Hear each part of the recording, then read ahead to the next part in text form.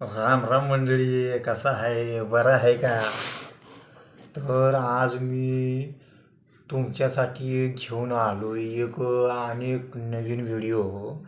तो आहे सध्या आता पिक्चरच्या बाबतीत. मराठी चित्रपट. तुम्ही मराठी चित्रपट बघतच असाल. कॉमेडी असू दे, ड्रामा असू दे, लव्ह स्टोरी असू देत, कौटुंबिक असू देत, ॲक्शन असू देत, हॉरर असू देत, असे अनेक चित्रपट आपण पाहतो. पण आत्ता सध्या प्रदर्शित झालेला नुकताच 6 फेब्रुवारीला रुबाब असं त्या पिक्चरचं नाव आहे. हा रुबाब जर आपण बघितलाच तर त्याबद्दल काय म्हणावं हे तुम्हाला काय कळणारच नाही. आणि मी बघितलाय म्हटल्यावर मी आता तुम्हाला त्यामधलं सांगतोयच. त्या रुबाब पिक्चरात असं काय दाखवलंय की जेणेकरून प्रेक्षक त्याच्यावर काय भाळतय, काय तुझ्या थिएटरला गर्दी आहे, काय नाही, हे सगळं मी आता तुम्हाला सांगतो. त्याआधी या व्हिडिओला लाईक आणि सबस्क्राईब करायला विसरायचं नाही. हा व्हिडिओ मी तुम्हाला दाखवतोय, शेवटपर्यंत बघा, मग तुम्हाला समजेल. हा जो सूरज असतो नायक, तो म्हणे दारू पित नाही, साधा भोळा असतो. पण प्रत्यक्षात बघितल्यावर तो तर एक बेवडा दाखवलाय. पहिला स्टार्टला पिक्चर चालू होताना असं दाखवलंय की जो पिक्चरचा नायक आहे तो साधा सरळ निर्व्यसनी आणि लग्न होऊन आपल्या बायकोला गाडीवर घेऊन फिरायला जातो आणि मग तिथं सगळं घडतं. आणि मग तिथं असं दाखवलंय की त्या नायिकेचा चेहरा दाखवला नाही, तर तो शेवटी दाखवला त्याची खरी बायको कोण. आणि बाईकवरून जाताना सूरज भूतकाळामध्ये आपल्या आठवणी घडल्या त्याच्यामध्ये हरवून जातो आणि तिथंच एक वेगळं कथेचं वळण लागतं. या चित्रपटात तुझ्यासारखी नको, तूच पाहिजे असं आपल्याला गाडीवरती प्लेट वगैरे दिसतेच. असं ठामपणे सांगणारं प्रेमवीर हे याच वळणावर गोंधळून जातात आणि वास्तवात हे बोट ठेवलं जाते. मग त्यामध्ये प्रेम, स्वाभिमान आणि नात्यामधली सर्व कथा जो मांडणारा शेखर बाबू रणखांबे हे दिग्दर्शक हा चित्रपट यांनी आपल्या भेटीला आणलेला आहे. मग प्रेमाच्या उत्कंठेबाबत समाजात वावरण्याचा संघर्ष काय असतो आणि विचार करायला समाज काय लावतो हे यामध्ये मांडण्यात आले. असा त्या पिक्चरचा विषय आहे. पण त्यामध्ये निर्व्यसनी सूरज हा त्या चित्रपटामध्ये एक नायक दाखवला. पण त्याच्यात तो निर्व्यसनी आहेच कसा? कारण मी बघितला पिक्चर त्यावेळी स्टार्टपासून चालू पिक्चरपासून त्यानंतर तिचं नाव असतं वैशाली.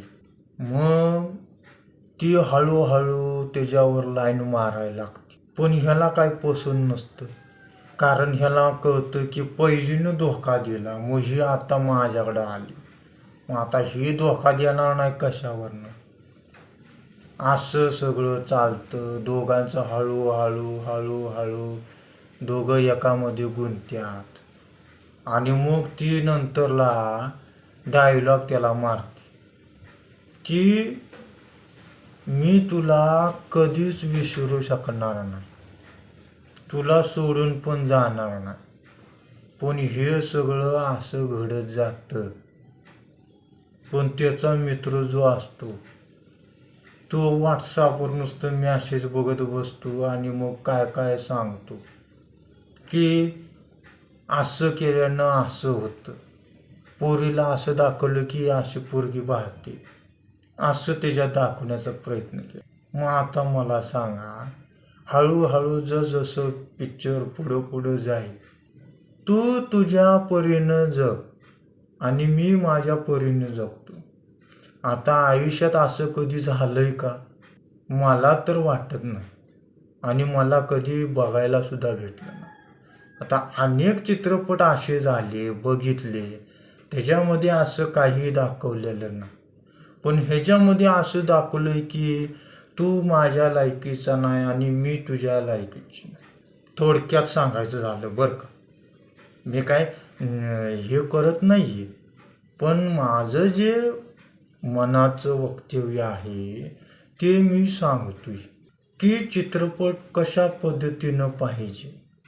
उदाहरणार्थ तुम्हाला सांगितलंच सैराट, नागराज मंजुळे यांचा. त्यांच्यानंतर झुंड पिक्चर त्यांचा एक आहे. त्याच्यानंतर फॅन्ड्री पिक्चर. कसं म्हणजे त्यांनी सामाजिकतेमध्ये कसं चालतं, काय चालतं, समाजानं काय घेतलं पाहिजे हे दाखवण्याची गरज असते ना. असं ह्या पिक्चरमध्ये काहीच नाही. तर रुबाब म्हणजे कसा पाहिजे होता, तर प्रेम आंधळं असतंय असं आपल्याला पाहायला भेटतंय, ऐकायला भेटतंय. प्रेमात पडल्यानंतर अनेक माणसाला संपूर्ण जग जणू प्रेमाच्या अवतीभोवती फिरल्यासारखं वाटतं आणि शक्यतो योग्य अयोग्य, शक्य अशक्य याची जाणीव प्रेमाच्या नशेत ही वेगळीच असते. जेव्हा प्रेमाला लग्नाचं रूपांतर करावं लागतं तेव्हा काय निर्णय घेतला जातो, ह्यामध्ये वास्तविकता काय आहे असं या रुबाब चित्रपटात दाखवण्यात आले. आता तुम्ही बघतायच कुटुंब, समाज, प्रतिष्ठा आणि कायकांच्या अपेक्षा सुद्धा, या सगळ्यांचा ओझं अनेकदा दिसतंय की हे सगळं प्रेम तुटतंय तर कसं. रुबाब पिक्चर यामध्ये जणू काय कोण एखादा मुलगा ऑफिसर होऊन किंवा तो गरीब परिस्थितीतून येऊन एखादं मोठं काम करतो, कामगिरी करून दाखवतो आणि मग एक वेगळ्या प्रकारे रुबाब धाडतो असं पाहिजे होतं. पण याच्यामध्ये काहीच नाही, कारण रुबाब या अर्थात शब्दाचा अर्थ हा एक तजेलदार व्यक्ती पाहिजे होता. पण ही प्रेमकथा ह्याच्यामध्ये जी ॲड करण्यात आली ती एक मांडण्याची पद्धत वेगळी झाली. हाय बरोबर आहे, जे सांगितलं दाखवलं ते थोडंसं बरोबर आहे, पण त्याच्यामध्ये पण काहीच चुका वगैरे भरपूर दाखवल्या. कारण समाजामध्ये असं घडतं ते वेगळ्या प्रकारे आणि ह्याच्यात दाखवलंय ते वेगळ्या प्रकारे. प्रत्यक्षात तसं घडतच नसतं. एखादी व्यक्ती जर एकापासून जर गेली तर ती परत कधी येऊच शकत नाही. आणि तशी कोण दुसऱ्यासमोर सांगू पण शकत नाही की मी असं असं केलतं, तसं तसं केलतं. तुम्हीच सांगा, हे चुकीचं आहे का बरोबर आहे? मग तुम्ही हा चित्रपट आधीगर पूर्ण बघा आणि मग मला सांगा की तुम्हाला कसा वाटला. ज्यावेळी पहिल्या अर्ध्या तासानंतर स्टार्टिंग दाखवली ती अशी होती की तो सूरज जो असतो नायक, तो एक नशेडी बेवडा दाखवला. साधा सरळ असतो पण बेवडा असतो. मग त्या वेळी त्याचं अगोदर एका मुलीशी जुळलेलं असतं. पण ती मुलगी त्याला त्याची साथ सोडून दुसरं लग्न करते आणि मग तो सगळं विसरतो. पण तिला काय विसरतच नाही. तिचं नाव असतं माधुरी. मित्र सुद्धा त्याला सांगतात, अरे जा विसरून, सगळं झालं, तुझं लग्न झालं. पण ह्यो म्हणतो की मी तुला विसरू शकत नाही. त्यानंतर तो विसरून गेला की दुसरी एक पोरगी तिथं त्याला दिसते.